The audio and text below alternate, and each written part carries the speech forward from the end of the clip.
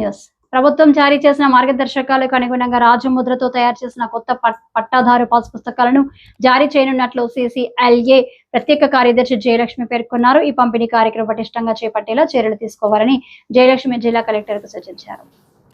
Vijayawada CCLA కార్యాలయం నుంచి మంగళవారం వీడియో కాన్ఫరెన్స్ నిర్వహించారు. అన్నదాత సుఖీభవ పట్టాదారు పాస్ పుస్తకాల పంపిణీ, కాస్ట్ సుమోటో డ్రైవ్, డిసిప్లినరీ కేసులకు సంబంధించిన అంశాలపై ఆమె మార్గనిర్దేశం చేశారు.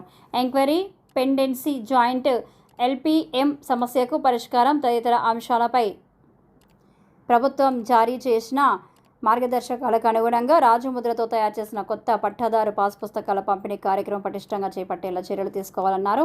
జిల్లాలో చేపట్టిన రీసర్వే ప్రక్రియ ఎలాంటి పొరపాట్లకు తావివ్వకుండా చర్యలు చేపట్టాలని జిల్లా కలెక్టర్కు సూచించారు. రెవెన్యూ శాఖలో డిసిప్లినరీ కేసులకు సంబంధించి ఎంక్వైరీ పెండెన్సీని త్వరగా పూర్తి చేసేలా ప్రత్యేక శ్రద్ధ చూపాలన్నారు. అన్నదాత సుఖీభవ తల్లికి వందనం పథకాలకు సంబంధించి జాయింట్ ఎల్పిఎం సమస్యలకు పరిష్కారం చేపేలా జిల్లా కలెక్టర్లు ప్రత్యేక దృష్టి సారించాలన్నారు. ఈ వీడియో కాన్ఫరెన్స్కు ఒంగోలు జిల్లా కలెక్టర్ క్యాంప్ కార్యాలయం నుండి జిల్లా collector Thameem Ansariya, joint collector R Gopalakrishna, జిల్లా రెవెన్యూ అధికారి చిన్న ఓబులేసు, జిల్లా సర్వేలాన్స్ రికార్డ్ అధికారి Gouse Basha, collector land section సిబ్బంది తదితరులు పాల్గొన్నారు.